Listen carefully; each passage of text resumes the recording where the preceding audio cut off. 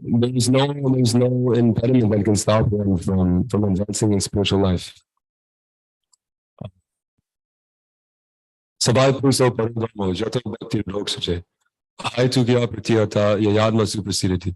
That this devotional service is actually the eternal occupation for all living entities, not just those who are fortunate enough to be born into families. They can easily take it up with all of us. And we have also so many examples of this.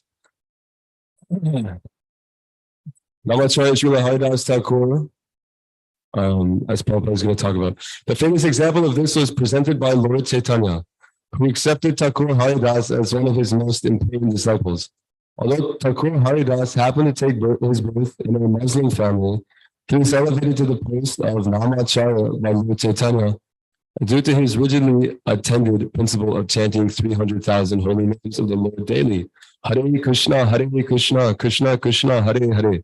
Hare Rama, Rama Rama, Hare Hare. And because he chanted the holy name of the Lord constantly, it is understood that in his previous life he must have passed through all ritualistic methods of Vedas, known as Shabda Brahman. Unless therefore one is purified, one cannot take to the principles of Krishna consciousness, nor become engaged in chanting the holy name of the Lord, Hare Krishna. Well, and so many of Srila Prabhupada's disciples were blessed too. Of course, they got into, unfortunate situations. But by the grace of the spiritual master, he made them very fortunate. And they were able to go on to do so many great things, open so many temples, build so many temples around the world, make so many disciples, just dedicate their whole life, most of them from the youth, to spreading this movement all across the world.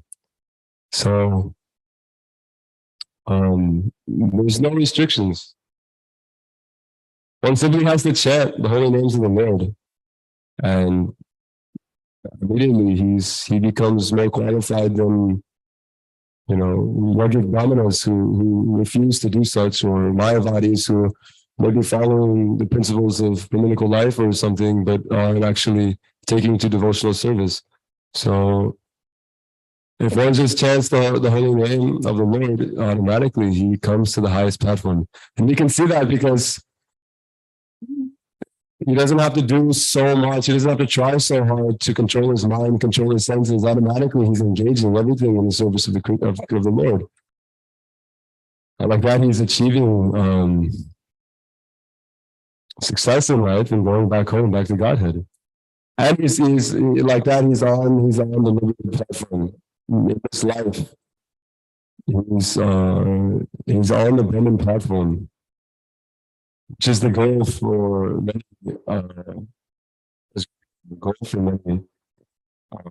jhanis and such. So let's see.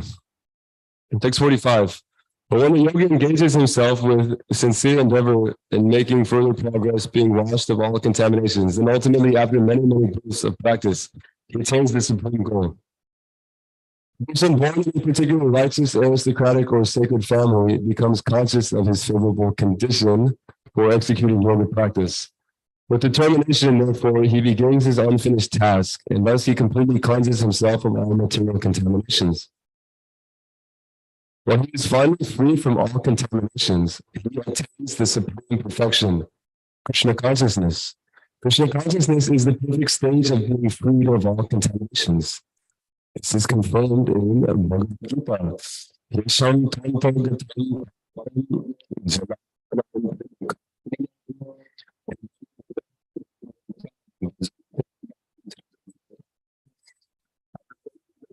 So executing these activities, one is completely freed from all contaminations and free from all illusory dualities, one becomes engaged in transcendental loving service of the Lord.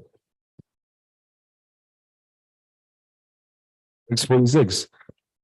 A yogi is greater than the ascetic, greater than the empiricist, and greater than the free worker. Therefore, O Arjuna, in all circumstances, be a yogi. When we speak of yoga, we refer to linking up our consciousness with the supreme absolute truth. Such a process is named differently by various practitioners in terms of the particular method adopted. When the linking up process is predominantly a method in fruitive activities, it is called karma yoga. When it's predominantly it is called jnana yoga, and when it is predominantly in devotional relationship with the supreme Lord, it is called bhakti yoga. Bhakti yoga, Krishna consciousness is the ultimate perfection of all yogas, as will be explained in the next verse. And it is confirmed in the supreme order of yoga. It is not mentioned that it is bhakti yoga.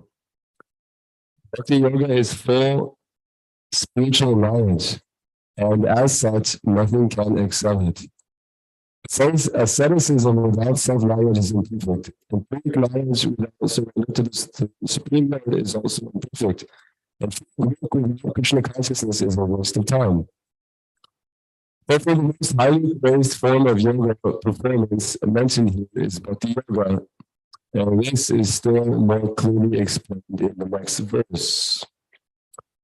Yoginamapi sarvesham nirgatanam tavatmana sharavan bhajate samyuktatam.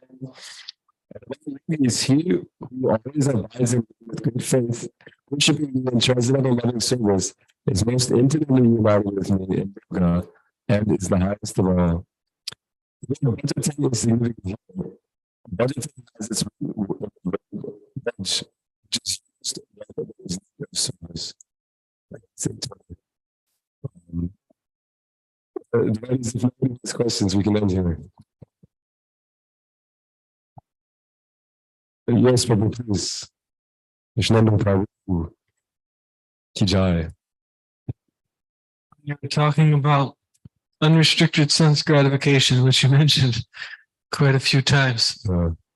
I was thinking how, we may have family or friends or whoever, they don't understand devotional service, and their life consists of this sense gratification, and they want us to do it also, but then there's like a certain like parameter where what are you doing? Give that up. Come here, get married, come enjoy your senses. But if you go like full head of steam into it, then they'll be upset also, because you're like being a heathen, and it's like an animal, basically.